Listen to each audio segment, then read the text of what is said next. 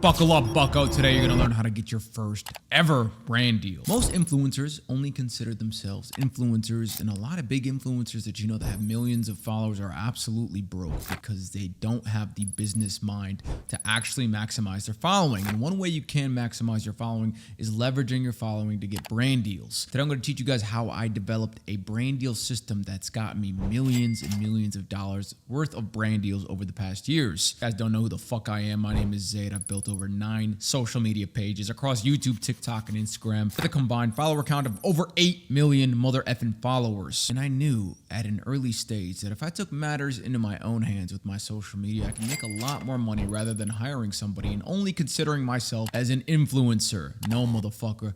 I am the last airbender. I am an influencer. I am a marketer. I am the business salesman. I can do it all, okay? I got earth, fire, wind, and air, or whatever the fuck the last one is. Step number 1, in order to get brand deals, you need to have an aesthetically pleasing account with good quality content on it. Nobody's gonna hire somebody who has shit quality all around, okay? You don't need the most expensive camera in the world. Let's say you're using an iPhone. Make sure 1, the lighting is really good. Number 2, when you film in front of aesthetic backgrounds. Don't film in dark, dingy, nasty places. White walls are good. Anything in open spaces are good. You must be filming to maximize that quality if you have lower quality equipment such as an iPhone. If you have some money, stop being a cheap fuck and invest in a camera. It's gonna change the game as far as making content, learning how to use a camera, distinguishing yourself from the broke people that won't buy a camera.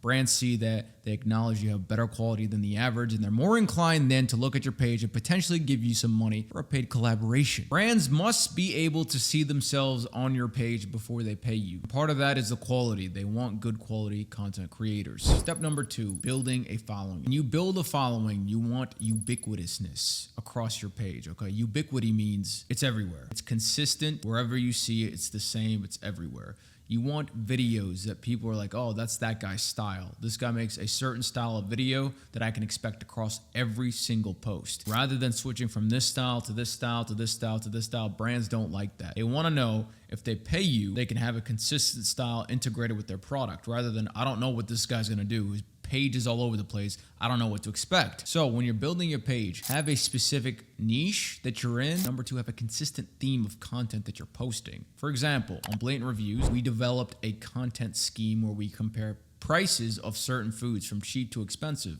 We've done dozens and dozens of videos on this style. It performs really well. Brands see that. They understand what we do and how we're going to integrate their product in our videos. Whenever I hop on phones with brands like, yo, I love your fucking pricing. It's really, really cool. It's really interesting. I was looking at your like TikToks, and looks like a lot of times you'll do like a cheap, medium, expensive thing, and it'd be like rate the review. You know what I mean? But in that same like style. Once again, brands love knowing what to expect if you plug them into your content. They don't want to fucking look at a page and be like, I don't know what I'm going to get if I pay this guy. And followers come because you're consistent. People won't follow you if you keep making different content. People want to expect the same thing across the board. Followers, brands, it applies to everybody, to be honest. Number 3, how to price yourself. A lot of people have an issue with pricing, right? They're like, how the fuck do I price myself? And for the longest time I did as well, until I developed the best pricing system on planet Earth. Now, it's very simple. Let's say you have 10,000 followers or up. Until then, you're not really gonna get that many brand deals, if any. Let's say you have 50,000 followers. What I would do if I were you, I would say, hey, I charge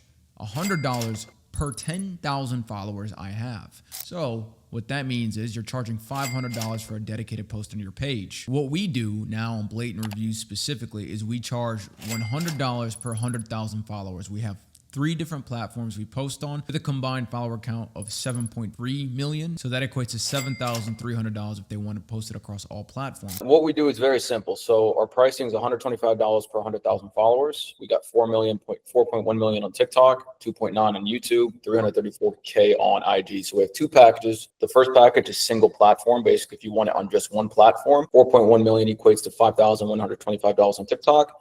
YouTube, 2.9 million equates to $3,625 on YouTube as a short. IG, we don't do alone. We add it as a bonus if you pick one. Or if you're like, you know what, let's go cross-platform. We want maximum exposure. The bundle deal would be $8,750. We'd give you guys $1,000 off. It'd be $7,750 for TikTok, YouTube, Instagram. It's a very simple pricing structure for people to understand. They're like, oh, that makes sense. I know what I'm paying for. Rather than just making some random shit up and be like, yeah, this is what we're going to tag you with just because. They want to know the rhyme for the reason for the rhyme, whatever that phrase is. They want to know why you're charging it. If you give them a reason, they're more inclined to agree. Just understand a structure is important for people to want to agree with you and pay you the money, to know that you're charging for a reason rather than making a random number up on the spot. Number 4. Launch the offensive. What I mean by this is simple. The easiest way to reach brands is on Instagram. That's what I found. DMing them on Instagram. 20 to 30 DMs a day is good, okay? You want to reach out to brands that fit within your content, right? If you make content about fitness, reach out to calorie tracking apps, reach out to protein products, pre-workout products, weightlifting gear, etc. Things that fit within your niche and that are easily integratable, that your audience is going to like, and that you won't feel like a complete sellout for promoting, right? If you're in the weightlifting niche, you're not promoting women's products, right? It's just weird. It doesn't make any sense. Send them a message saying this: I stumbled upon your page and couldn't help but notice how seamless your product would be integrated in my content. I would love to collaborate with you if you're open to it. Please let me know. You're also going to follow them and then comment on their latest post. Check your DM. Now, you want to reach out to brands that have between 1,000 and let's say 25,000 followers. That way, they're big enough to have a consistent, steady source of income, but not too big that you're going to get lost in the sauce. And make sure they post frequently so you know they could potentially view your DM. If a page is dead, there's no point to DM them, right? Make sure your DMs fit within that criteria. Let's say this brand responds. They say, yeah, what are you thinking? You say one of two things. You can just simply break down your pricing structure. You can say, hey, this is what I charge, and I would love to do a dedicated video with your product. Pitch them an idea. Come up with something. Number 2, you could say, I would love to discuss with you on Google Meet or Zoom, whichever one you prefer. Personally, I go with option number 2 because I can sell them way easier. If you hop on a call with somebody, they're way more susceptible to want to work with you versus just sending them random texts on Instagram, right? But let's say you go with option number 2 because that's the option I use. Simply book a time that works for both of you. You get on the call and you're going to be talking to the owner or somebody who manages the brand as far as social media and collaborations, right? Either way, it doesn't matter. You're going to ask a few questions. You're going to say, hey, thank you so much for hopping on the call with me to explore this collaboration. I just want to know a few things. Number 1, you hopped on this call for a reason. What are you guys trying to do with the brand? What are you guys trying to optimize for? Clearly you want something and or you're curious. That's why you're on this call. So they're going to break down the brand, what they do, how they do it, and what they're trying to optimize for currently. After you understand all that information, basically pitch them an idea. Now, if you pitch an idea on a call, the brand is so much more susceptible to want to work with you. They're like, damn, this person did their homework. They have an idea ready. Let's say the idea is good. Then all you got to do is agree on a price. And then you just break down your pricing structure. I would make a document to break it down, showing them visually, this is what I charge, this is how many platforms I have. I would love to post it across all platforms. Let's say you have 50,000 followers, $100 per 10,000 followers, $500 total, across all platforms, maximum reach. What do you say? And then you negotiate back and forth based on what their budget is. Usually they'll say yes if they love the idea and they think it's a good deal, if you get decent views. That, in short, is how we literally close a fuckload of brands. The point I want to get across is this: you don't have to just be an influencer. You can go on the offensive and become a business person as well.